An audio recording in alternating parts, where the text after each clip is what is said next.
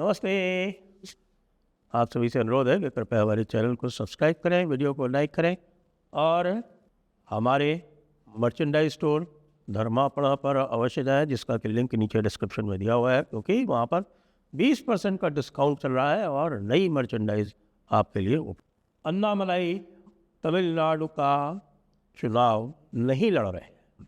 इस पर दो मत है। कुछ लोग कह रहे हैं कि अन्नामलाई को टिकट नहीं दिया गया, लेकिन अभी जब मैं ये रिकॉर्ड कर रहा हूँ उसके थोड़ी देर पहले अन्नामलाई का स्वयं का स्टेटमेंट आ गया है, जिसमें वो कह रहे हैं कि भाई मैंने स्वयं पत्र लिख के, जी हाँ, मैं अन्नामलाई का स्टेटमेंट बता रहा हूँ कि अन्नामलाई ने कहा कि मैंने स्वयं पत्र लिख के नेतृत्व से कहा है कि भाई मैं चुनाव नहीं लड़ना चाहता और मुझे तो आप केवल उपयोग करें, और मैं सभी भारतीय जनता पार्टी के जो हमारे 27 टिकट है और जो 27 लोग लड़ रहे हैं उनका मैं प्रचार करूँगा। अब ये बात गले उतरती है या नहीं उतरती है, क्योंकि आप जानते हैं कि राजनीति में 2+2 4 शायद ही कभी होता हो, और उसमें लेयर्स और लेयर्स होती हैं अलग अलग तरह की। तो हो सकता है कि अन्नामलाई ने ये स्वयं अपनी इच्छा से दिया हो, और ये हो सकता है कि भाई नेतृत्व ने कहा हो कि यार दे दो तुम ये इस तरह का। वैसे भी इन्होंने कोई सीट ऐसी दी नहीं है हमको जिस पर हम आपको लड़ा सकें, जो आपके लिए सेफ सीट हो। और यदि आप सेफ सीट पे नहीं लड़ोगे, एक बार पुनः हार गए, आप पहले ही एक असेंबली सीट हार चुके हो 2021 में, और उसके बाद फिर आप अपनी कोयम्बटूर जैसी सीट जो है वो हार गए विधानसभा लोकसभा में।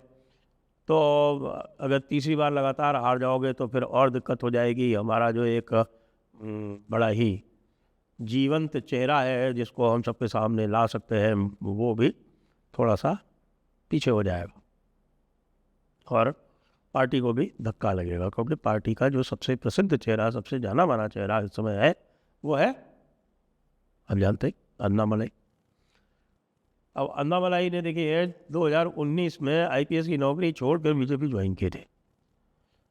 पार्टी ने भी उनको कम नहीं दिया। 2021 में जब चुनाव हार गए ये लोग, 2021 में चुनाव हारने के बाद में फिर ये जब चर्चा वर्चा हुई तो उस समय एक सीधी सी बात ये आती थी कि साहब कि जब हम अन्ना द्रमुक के साथ में चुनाव लड़ते हैं तो बीजेपी का वोट तो एआईडीएमके को मिल जाता है, लेकिन एआईडीएमके वाले बदमाशी करते हैं और उनका वोट जो है वो बीजेपी को नहीं मिलता है।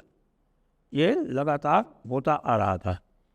तो ऐसे में अन्नामलाई ने एक रास्ता सुझाया। उन्होंने कहा कि भाई देखिए, ये जो इनकी जो तथाकथित द्रविड़ियन आइडियोलॉजी है, ये आइडियोलॉजी बेसिकली एंटी नेशनल है। तो हमें तो इस द्रविड़ियन आइडियोलॉजी के विरुद्ध ही जाना चाहिए, क्योंकि तमिलनाडु जो है वो एक बड़ी धार्मिक धरती है, धर्म की धरती है।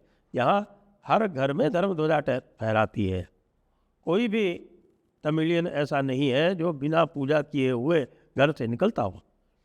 तो इतनी धर्म पारायण, जब सबसे अधिक मंदिर भारत में तमिलनाडु में ही है, और सबसे अधिक मंदिरों का दुरुपयोग भी तमिलनाडु में ही है। तो इस लाइन पे बात चली, इस लाइन पे काम हुआ, और इस लाइन पे जब काम हुआ तो आप देखें 2024 का जो इलेक्शन था उसमें सीटें तो एक भी नहीं जीती, ना अन्ना द्रमुक जीती और ना भाजपा जीती। लेकिन भाजपा का जो वोट शेयर था वो 3-3.5% से बढ़ के 11% तक पहुंच गया, और जो इनके अलायंस का वोट शेयर था वो बढ़ के 18.3% तक पहुंच गया। तो अब 18.3% तक जिसका वोट शेयर पहुंच जाए, वो अगर लगा रहे तो और वोट शेयर 25% क्रॉस होते ही वो सीटों में कन्वर्ट होने लगता है। लेकिन मुझे लगता है कि भारतीय जनता पार्टी ये धैर्य नहीं रख पाई। तो अन्नामलाई ने काम बहुत किया था। अन्नामलाई के जो एन मक्कल ये यात्रा जो उन्होंने की थी, 234 की 234 विधानसभा में पहुँचे थे। सभी जगह उन्होंने अपने बूथ को एक्टिव कर दिया था। हर बूथ पर बीजेपी का कार्यकर्ता आ गया था, और आपको पता है कि जब हर बूथ पर किसी पार्टी का कार्यकर्ता पहुंच जाता है तो देर सवेर वो पार्टी जो है वो उभर कर आती ही आती है। लेकिन मुझे लगता है कि 240 मिलने के बाद में भारतीय जनता पार्टी का जो आत्मविश्वास है वो बुरी तरह से हिला। ऊपर से तो नहीं दिखता है वो, लेकिन निश्चित रूप से वो जो आत्मविश्वास था वो हिला था। इसीलिए आप देखते हैं कि कई कई अजीब अजीब से जो कार्यक्रम जो वो कर रही है, जातिवाद में पड़ रही है भारतीय जनता पार्टी। इधर ये द्रविडियन पॉलिटिक्स के साथ में उन्होंने फिर से समझौता कर लिया। आपको भी जानकारी है, अन्नामलाई तो लगातार कहते ही थे कि ये द्रविडियन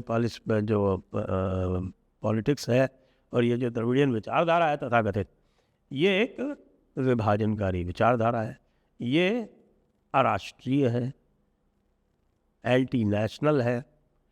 एंटी नेशनल होने के साथ साथ ये एंटी हिंदू भी है। ये सारी चीज़ें जो है वो देखें कि बीजेपी के डीएनए से मेल नहीं खाती हैं। हालांकि आजकल तो हमारे जो कई सारे भाई लोग जो हैं वो बीजेपी के वो इसको गलत सिद्ध करने में लगे हुए हैं, लेकिन उसको यदि हम थोड़ा सा इग्नोर करें और जो बेसिक बातें हैं जिसको बीजेपी हिंदुत्व का जो एक परचम उठा के चलती है, तो वो हिंदुत्व के परचम से जो द्रविडियन आइडियोलॉजी है वो बिल्कुल अलग है। क्योंकि द्रविडियन आइडियोलॉजी कौन है भैया? उसके मैस्कट कौन है? पेरियार। और पेरियार जैसा जिसको मैं कहूँ, उनके लिए बहुत सारे विशेषण उपयोग में लाए जा सकते हैं, लेकिन पेरियार का जो बेसिक डीएनए है वो देश विरोधी था। देश विरोधी होने के साथ साथ धर्म विरोधी था।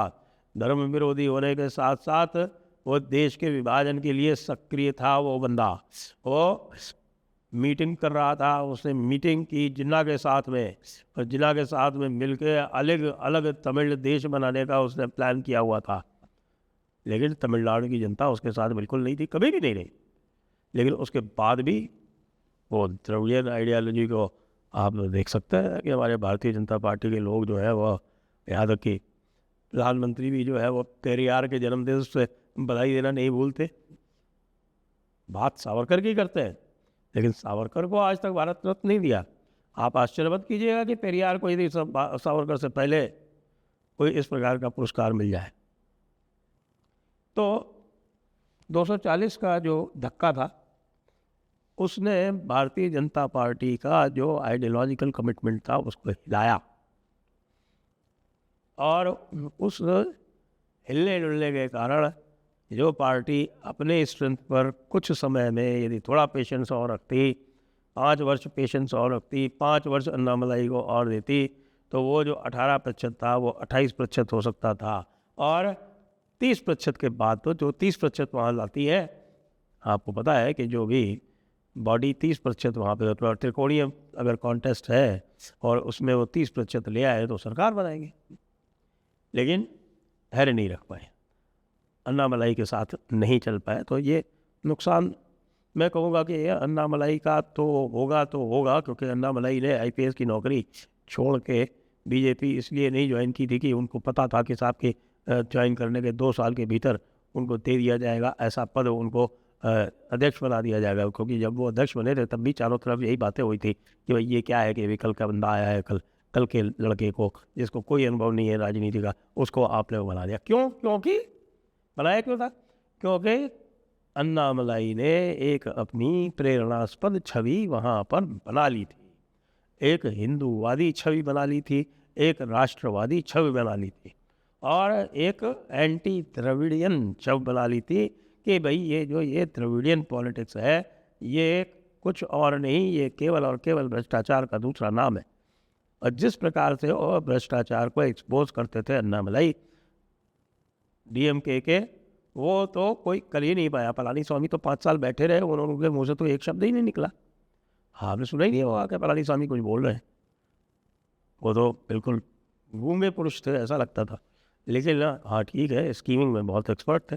अब सीट तो किसी की भी नहीं आई, पलानीस्वामी की भी नहीं आई, बीजेपी की भी नहीं आई। साथ में लड़े थे हमारे पनीर सेल्वन और बाकी शशिकला के ग्रुप वाले, और ये आपके दिनकरण, इनकी भी नहीं आई। लेकिन झटका सबसे ज़्यादा किसको लग गया? सबसे ज़्यादा सरेंडर कौन करने के लिए तैयार हो गए? भारतीय जनता पार्टी वाले। भाई भारतीय जनता पार्टी के पास तो 2 दर्जन प्रदेश और यूनियन टेरिटरीज है। एक अगर तमिलनाडु नहीं आ रहा था तो नहीं आने देते। हमारे पलानी स्वामी के पास क्या था? पलानी स्वामी एक बार और हिल जाते, दोबारा मान लीजिए इस बार भी पलानी स्वामी की कुर्सी हिल जाती, उनको फिर से हार का सामना करना पड़ता। स्टालिन को 5 साल अगर आप और जलाते तो भाई स्टालिन ऐसा क्या काम किए दे रहा था जिससे कि देश को खतरा हो रहा हो? ऐसा तो नहीं दिखा। तो वो कुछ भी बोलता रहे, लेकिन उसकी जो स्थिति थी वो कोई ममता दीदी जैसी तो नहीं थी। दिया जाना चाहिए तो मुझे लगता है अन्नामलई को मौका, लेकिन और संभवतः ऊपर वालों को ये लगा कि भाई हम यहाँ से लोकसभा की सीटें चाहिए, उसके लिए विधानसभा जीतनी जरूरी है, क्योंकि जो हमारा नॉर्थ इंडिया वाला वोट है वो हिल गया। अपनी हरकतों से हिला है, ऐसा कोई नहीं है। वोट साथ में ही है। वोट को ज़बरदस्ती जो है आप चिढ़ाओगे तो ज़रूर वोट जो है वो रिएक्ट करेगा। लेकिन वो 240 वाला जो सिंड्रोम है उसके कारण आप देख रहे हैं कि अन्नामलाई का बलिदान हुआ। लेकिन अन्नामलाई एक ऐसी प्रतिभा है, अन्नामलाई एक ऐसा व्यक्तित्व है जिसको आप बहुत दिनों तक पीछे नहीं रख सकते। आगे तो आपको लाना ही पड़ेगा। जय हिंद, जय भारत, वंदे मातरम।